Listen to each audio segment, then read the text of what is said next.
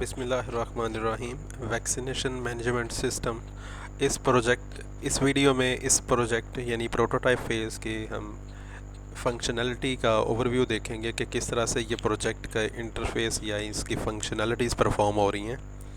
सबसे पहले जब इस एप्लीकेशन को रन किया जाएगा तो यहाँ पे वैक्सीनेशन मैनेजमेंट सिस्टम के नाम से एक और इंटरफेस हमारे पास अपीयर होगा, जिस पे एक इंजेक्शन का लोगो बना हुआ है। क्योंकि ये वैक्सीनेशन से रेलेवेंट है तो इस वजह से इसका एक गूगल से एक लोगो उठा के तो ये ऐड करके तो नेक्स्ट एक प्रोग्रेस डायलॉग जो है, circular progress dialogue, progress bar जो है वो एक ऐड की गई है सर्कुलर। ये 3 सेकंड के लिए स्प्लैश स्क्रीन रहेगी। इसके बाद जो है नेक्स्ट हमारे पास एडमिन यूज़र के नाम से 2 बटन्स हैं, एक एडमिन का और एक यूज़र का।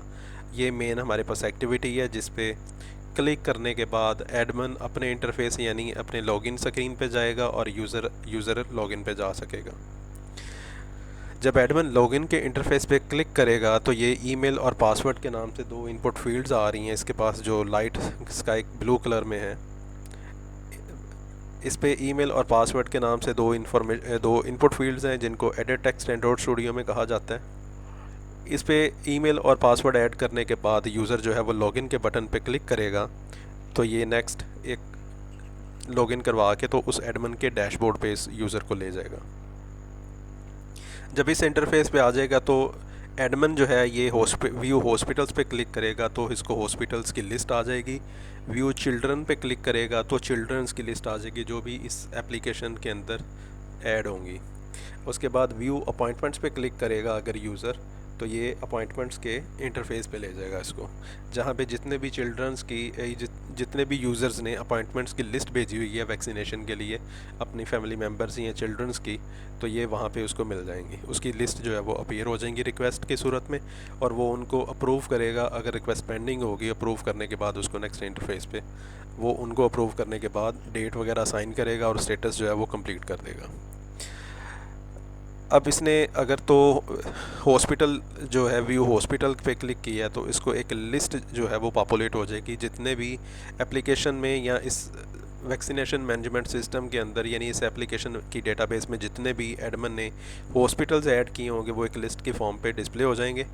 ये कार्ड लेआउट बना के तो उसके थ्रू जो है वो किया गया, जो कि आप सेकंड वीडियो में बड़े अच्छे से देख सकेंगे किस तरह से ये कोड सारा काम कर रहा है। डिलीट के बटन पे क्लिक करेगा तो ये इस डेटा रिकॉर्ड को डिलीट कर देगा।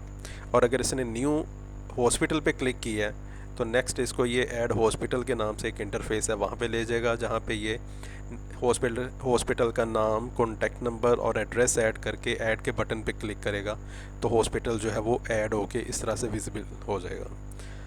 अगर इसने व्यू चिल्ड्रन पे क्लिक किया है तो जितने भी यूज़र्स ने चिल्ड्रंस का डाटा सेव किया हुआ है वो उसको DOB, जेंडर और नेम के साथ डिस्प्ले हो जाएगा। और अगर इसने अपॉइंटमेंट पे क्लिक किया है तो इसको इस तरह से सारी की सारी यूज़र की डिटेल्स और उसके साथ उस चिल्ड्रन की या फैमिली मेम्बर की जो डिटेल्स हैं वो डिस्प्ले हो जाएंगी। उसके साथ उसकी डेटाबेस भी फिर जिस हॉस्पिटल के अकॉर्डिंग उसने नेशनल हॉस्पिटल के अकॉर्डिंग अगर लाहौर का जो है इसको उसने सेलेक्ट करके अगर भेजा ही या रिक्वेस्ट वैक्सीनेशन की तो वो पेंडिंग स्टेटस के साथ जो है वो डिस्प्ले हो जाएगी।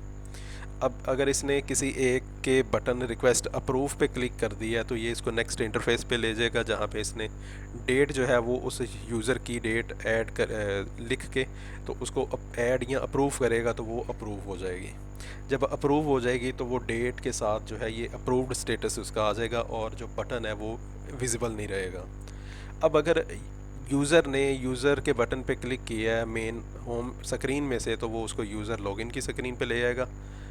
लॉगिन पे इसने ईमेल और पासवर्ड की इन्फॉर्मेशन जो है वो ऐड करने के बाद लॉगिन के बटन पे क्लिक किया है तो ये इसको नेक्स्ट दूसरे इंटरफेस पे ले जाएगा डैशबोर्ड पे। लेकिन अगर इसने अभी तक कोई भी रजिस्ट्रेशन अपनी अगर नहीं की हुई तो ये रजिस्टर के बटन पे क्लिक करेगा तो ये इसको रजिस्टर के स्क्रीन पे ले जाएगा। जब ये रजिस्टर की स्क्रीन पे आएगा तो ये अपना नाम, user name, address, mobile, email और पासवर्ड ऐड करके रजिस्टर के बटन पे क्लिक करेगा तो ये इसको वापस लॉगिन स्क्रीन पे सक्सेसफुल करने के बाद मैसेज शो करवाएगा और लॉगिन स्क्रीन पे ले जाएगा। जब इसने लॉगिन कर लेना तो ये इसका लॉगिन स्क्रीन आ जाएगी।